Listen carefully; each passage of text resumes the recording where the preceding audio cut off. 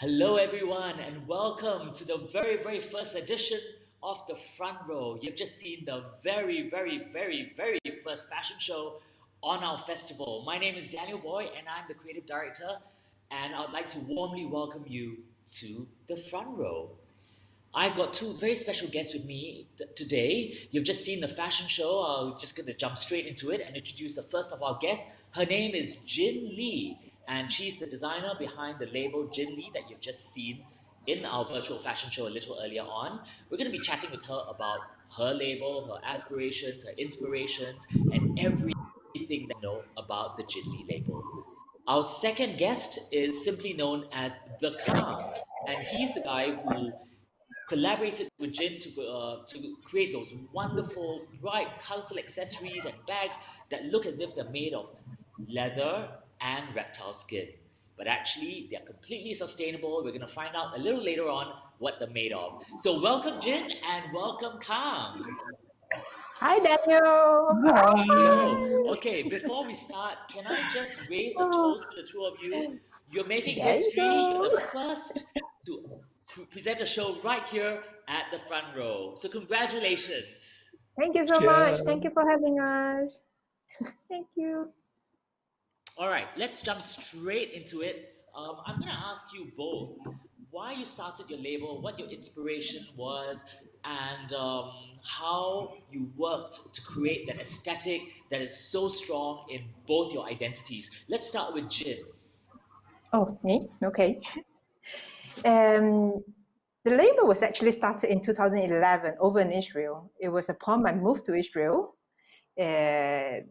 that I decided that this is it. This is the time that I'm going to set up the label because obviously when I changed the country, I got to settle in. I got to find a job and all that. But as a designer, it's quite strange for people to hire a foreigner as a designer back then. So I thought, if no one's going to hire me, I'm going to hire myself. But it was kind of like the right time as well because I think I had about like 10, 15, about 15 years of experience by then.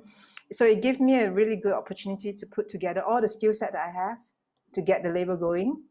So that's the kind of like the back end story of how the label started, and it was a lot of evolvement as well from the day one to now where we've been, and the style had evolved greatly. But I do think that it's still very in line with what my design handwriting is. It's very linear. It's very clean. It's I wouldn't say minimalist, but clean and modern. Like I think very constantly.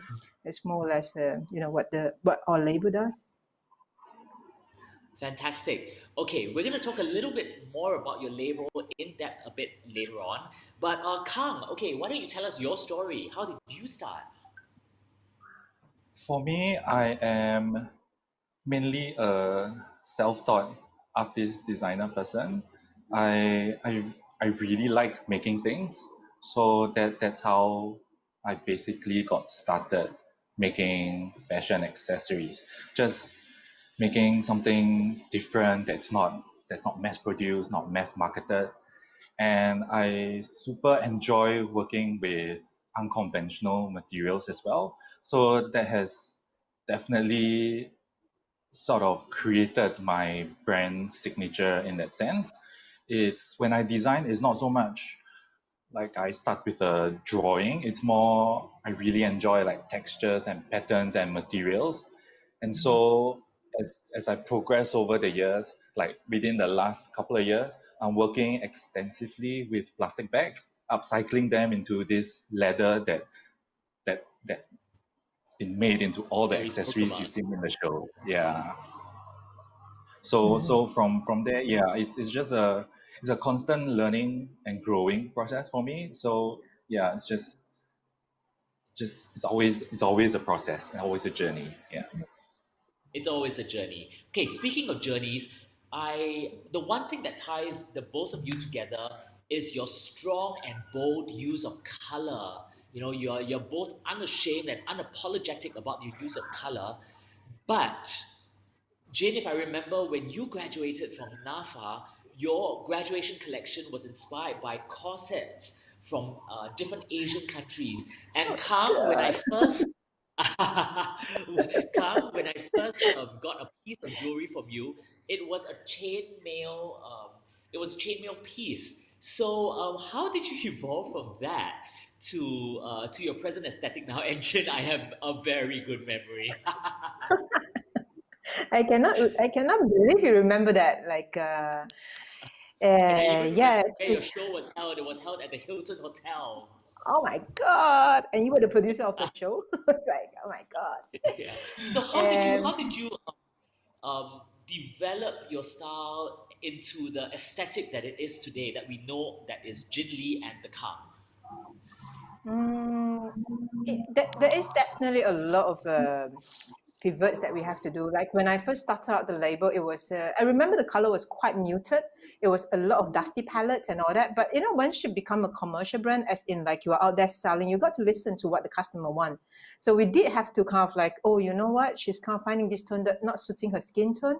So we have to up it a little bit, you know, keep changing and all that. But always with the kind of like, you know, there is always you know, what you call that, like is it on brand, does it feel like it's us, you know? So I wouldn't, you know, for example, I don't work with purple. I don't know, just personally I couldn't touch that color. It's just a bit too difficult for me to handle. I don't quite know. And I can't find it quite difficult to work monochrome. Like I'm playing with color. I like color. I like working with that. I might not wear them, but I really like working with them. So I think there is a lot of factors that are in the journey of the label that kind of like, you know, give us our kind of signature look for today. We are kind of noted for like our pleated item that have this kind of like very structural shape and all that, but it's really I would say that it's quite multidisciplinary because it's like between me and Tamir, my partner, you know, where fashion meet industrial design, that kind of like you know, manipulation. So that's kind of like evolve. The brand had evolved through many different, you know, with different factors. So yeah, Fantastic. I like the fact that you design for your customer, but you still have your own DNA, which is embedded in the label, and that's a very very fine balance that a lot of designers struggle with. What about you, Kang? yeah. How did you evolve? I have to agree that the customers really do play a big part in sort of forming how we evolve. For me personally, because I do a lot of bespoke pieces, I really listen to every one of my customers, and also I'm quite thankful lah. My customers, they sometimes give me creative free rein, you know, like they understand what I do, they get my aesthetic, and then they just say, okay, I just want maybe this color, that shape, and then the rest you can just do whatever you want. So the pieces for this Mm, show specifically was like uh just ideas that's accumulated in the last like 18 months. So from like mm, bespoke requests, or I mean, I am only one mind, one brain. I can only think of so many things. So especially with the bags also, like consumers love that functional quality as well. So I'm mm, starting to get more heavy into making bags.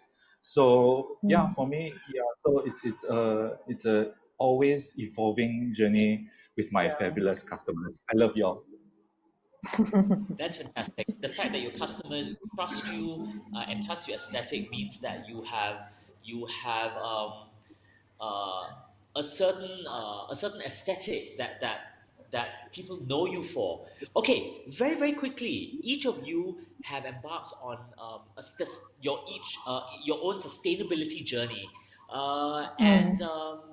Jin, if I correct me if I'm wrong, but I think you started your sustainability journey at the start of COVID. Tell us about each of your journeys. Mhm. We were looking into the growth plan of the business about 2019, like mid 2019. Okay, what's the next 3 years plan, right? So we kind of do that, kind of like every kind of like uh, number of years passed, and you kind of like really look at the business. And back then, I kind of like felt that, you know, it got to mean a bit more. You know, I just feel like I want to do something that feel a little bit more meaningful in a way. And always there is this, you know, I'm in the industry for that long. As Daniel highlighted, he was in my graduation show. He was doing my graduation show. But there's this feeling like you, as a producer of goods, it's quite difficult to be saying that I'm sustainable. So that kind of like you know, kind of love-hate relationship with what I do. You know, and when we decided to look into that, we kind of wanted a very authentic way of being sustainable. So not just touting saying I'm using X fabric, therefore I'm sustainable, or I'm kind of doing this, therefore I'm sustainable. So we thought like I keep, every time I felt like I go into it deeper, I keep finding myself in a little bit of a rut that it's just not sustainable no matter what you do. So I came to the conclusion that there is pretty much nothing that I can do that will be sustainable except for not do it. So that, you kind of like, okay, how do I do that? Then, then means that we're not selling anything. So we decided that we're just going to try to pivot the business to as much as possible on demand. So if you want, then I do, which is really kind of like trying to get rid of the waste issue of our industry. So like what Kang does, he's taking back the waste, and repurpose it. So what I'm doing is try not to get there. That's my point of view about it. Try to eliminate that. So it was kind of like planned for rolling out this year, but the whole COVID thing, it just kind of how to speed it up because like you kind of stuck at home and go like, okay, what do I need to do? Like you kind of like everything just got rolled out much quicker than we thought, and it's amazing Right. actually. That things happen really quickly around this time. So it was rolled during the COVID period, which is the good initiative, which is get on demand or on demand order.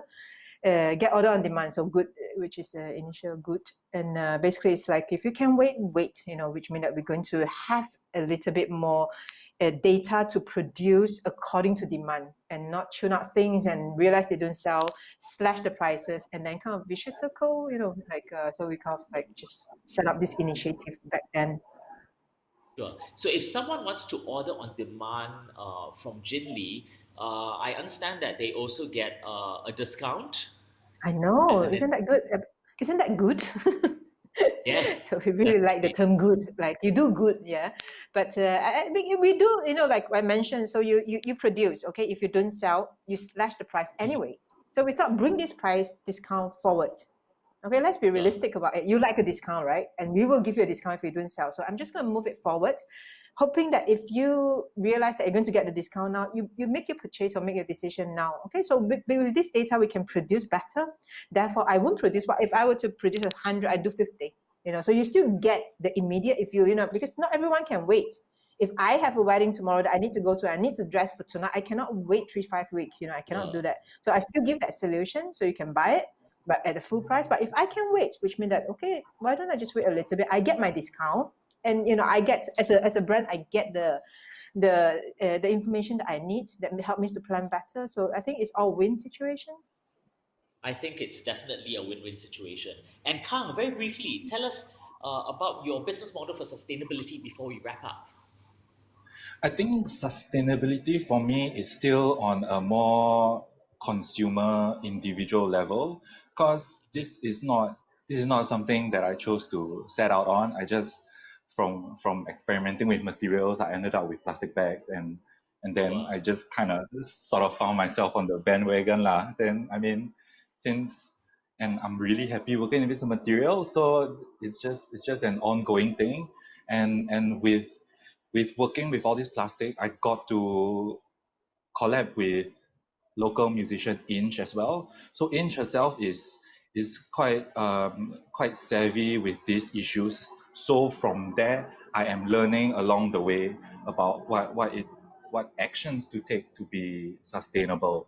I think a lot Right. of it boils down to the consuming habits. Like mass consumption is like basically a giant no-no, but there are just like a lot of tiny steps that we can take in our daily life just to be a bit more mindful and conscious. That's why for me, That's most of my really pieces fantastic. are most of my pieces made to order, so I don't have things just That's lying around. wonderful.